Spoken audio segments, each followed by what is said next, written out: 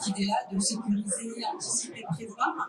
C'est l'expérience d'SDO 50 qui va nous présenter notre réflexion et les outils qu'il est en train de mettre en place pour essayer de mieux passer ces événements difficiles. Monsieur Bernard Baudry, qui est directeur de SDO 50. Merci beaucoup. Bonjour à tous et toutes. Donc, je remercie l'ARS de nous avoir invités pour faire ce reporting du bilan de la sécheresse de cet été.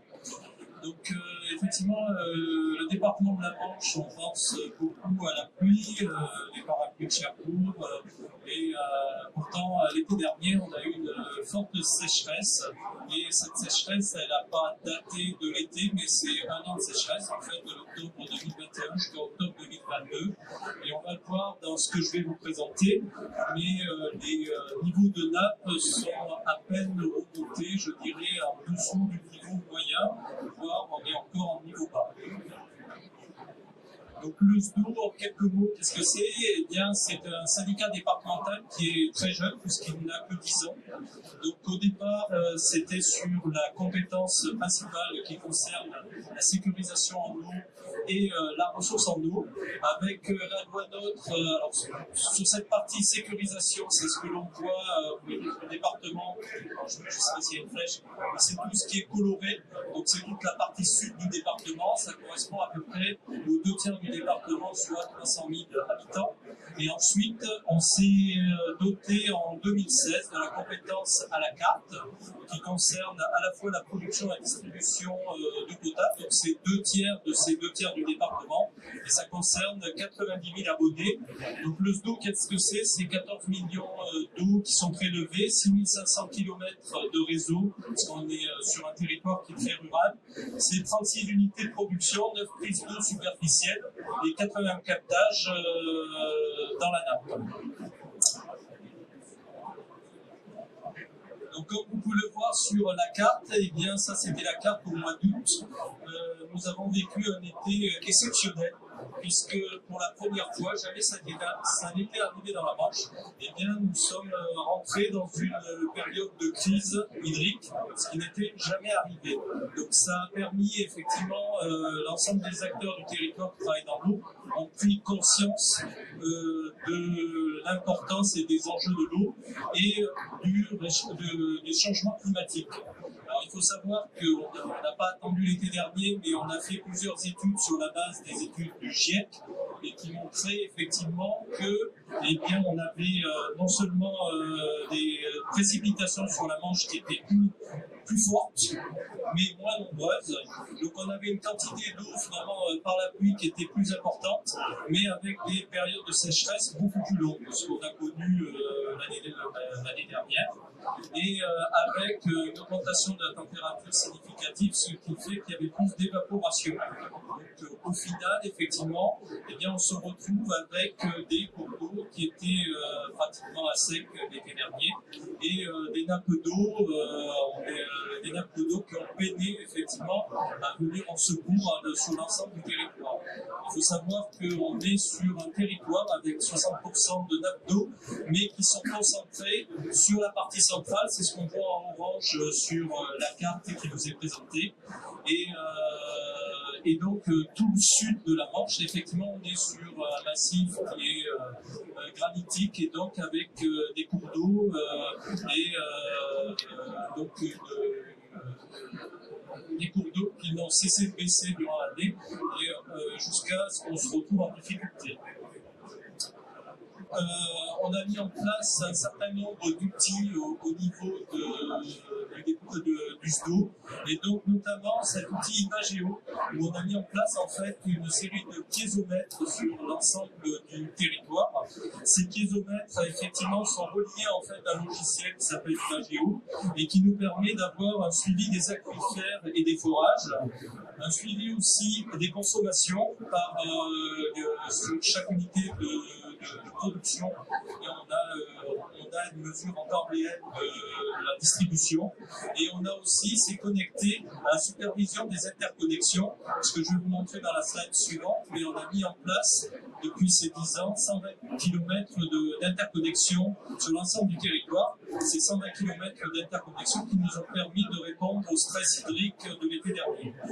Donc, on voit sur cette carte, alors je ne sais pas si c'est très lisible, mais vous voyez, ça c'est le niveau entrée noire sur la partie droite. Eh bien, on a le niveau actuel des nappes, donc on est à peine sur la zone de jaune, et il faut le comparer par rapport à janvier de l'année dernière, on était en niveau vert, donc on est nettement en dessous. Et pourtant, l'année dernière, on était déjà en début de période de sécheresse. Donc on commence l'année en fait avec des niveaux de nappe qui n'ont jamais été aussi bas. Et c'est pour ça qu'on a déjà eu une première réunion avec, en préfecture avec la DDTM sur ce sujet. Parce que, eh bien, il y a une vigilance, donc il y avait l'ensemble des producteurs d'eau, et on a une vigilance et pour anticiper effectivement une future sécheresse pour l'été 2023. Donc là, vous voyez, c'est le département, le sud du département de la Manche avec des 120 km d'interconnexion. Donc ces 120 km d'interconnexion, ils nous permettent de compenser les baisses de débit lorsque cours d'eau et on a une baisse de débit qui est trop importante, une baisse de niveau qui est trop importante au niveau d'un cours d'eau. Donc ça nous a permis, par exemple, si vous voyez, on a la nappe, c'est difficile, je n'ai pas de flèche, mais on a le secteur de Saint-Lô qui est sur la droite, qui était effectivement qui a eu depuis de la mi-juillet à mi-octobre, eh bien, qui a eu un déficit d'eau et on l'a alimenté depuis la nappe grâce aux interconnexions de 3000 m3 jour pendant 3 mois. Ensuite, ces interconnexions ont permis aussi de répondre aux pollutions accidentelles et comme c'est toujours la loi, comment on dit, la loi des emmerdes, ça vole en escadrille. En mois d'août, on a eu une grosse pollution sur le sud, on était déjà en stress hydrique. Et donc, si vous voyez, c'est un endroit qui s'appelle Saint-Hilaire du Harcouët. Et donc, grâce aux interconnexions, on a pu venir en secours sur ce secteur-là. Vu la chaleur qu'il y a eu cet été, on a eu en fait une progression au niveau tourisme de plus 20%. Donc, on a eu plus de 13 millions de personnes qui ont visité la Manche l'été dernier. Donc, c'est plus 20% par rapport à 2019. Et donc, sur le secteur de grandes villes, en fait, il y a eu effectivement une demande qui était supérieure à ce qui pouvait être fourni. Et donc là aussi, eh bien, grâce aux interconnexions, on a pu venir en secours finalement de ce secteur-là. Alors ces interconnexions, elles sont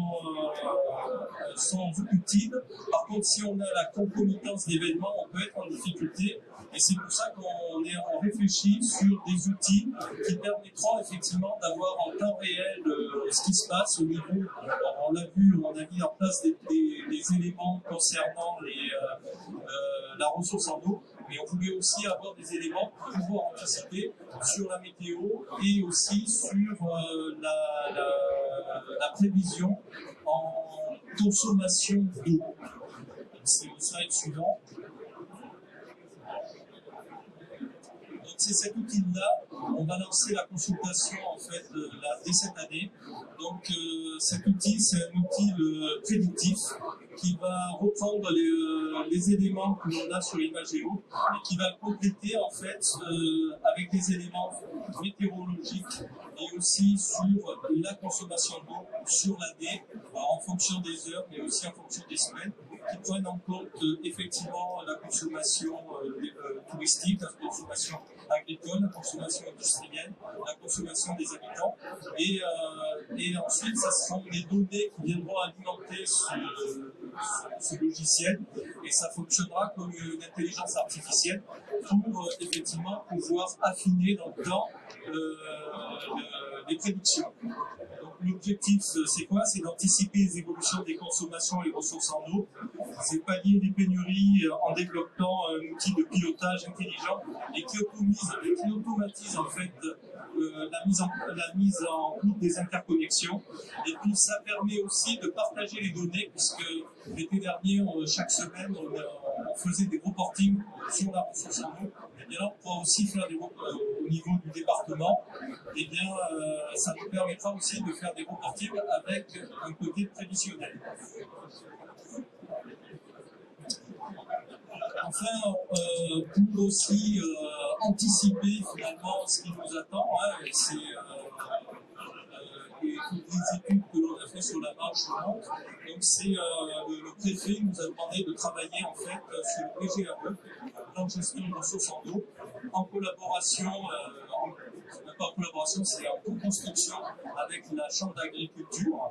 Et donc du coup l'objectif c'est de travailler en concertation pour identifier l'impact du changement climatique à l'horizon 2050 sur la Manche et du coup de mettre en place des actions pour anticiper les effets de ce changement climatique.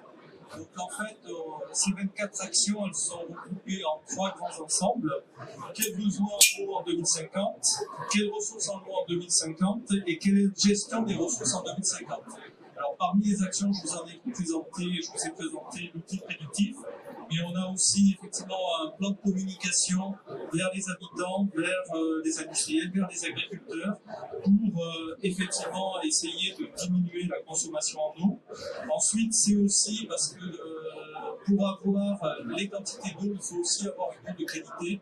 Donc on est passé de 17 démarches d'aire d'alimentation de captage l'an dernier à 33. Donc ça prend en compte, effectivement, on a fortement augmenté avec l'ARS le nombre d'aires d'alimentation de captage et sa collaboration étroite, c'est une collaboration étroite avec les agriculteurs et la Chambre d'agriculture. Et donc c'est une démarche de co-construction qui nous permet de construire des modèles, une évolution des pratiques qui permettent effectivement de pouvoir protéger ces aires d'alimentation. On travaille aussi avec le BRGM et l'Université de Caen pour modéliser les nappes aquifères, parce qu'on a vu que sur la partie centrale, finalement, on a une seule nappe qui est dans le centre Manche, et donc pour l'instant, on ne l'avait pas complètement modélisée. Donc l'idée, c'est de voir, de mieux la connaître, savoir si on a des potentialités nouvelles, et aussi, on a actuellement l'augmentation des températures, mais on a aussi une augmentation du niveau de la mer. Et donc, comme on est un département qui est très plat et très proche de la mer, eh bien, avec cette augmentation du niveau de la mer, on a une salinisation des nappes. Donc, ça veut dire qu'il faut qu'on sache exactement, en fonction de ce qu'on fonctionne dans la nappe, eh bien, qu'on ne salinise pas les nappes, qu'elles soient toujours utilisables. Donc, il y a un équilibre qui est relativement fragile. Enfin, c'est aussi le renouvellement des canalisations. C'est aussi un travail sur on a plus qu'un seul barrage qui est en amont de la Sienne. Donc, c'est de pouvoir effectivement un travail d'optimisation des eaux de stockage dans ce barrage. Et enfin, c'est le travail sur les interconnexions dont j'ai parlé, puisqu'on va continuer en fait les interconnexions avec plus de 30 millions de travaux qui sont prévus dans les 2 ans à venir. Donc en conclusion, je dirais que cet été 2022, c'est une référence pour la Manche, puisque jamais on n'avait été en crise comme on l'a connu cet été-là. Et on voit que la situation risque de perdurer dans les mois à venir ou dans les années à venir, et ça a permis de mobiliser les nombreux acteurs pour anticiper effectivement ce qui nous attend dans les prochaines années. Je vous remercie.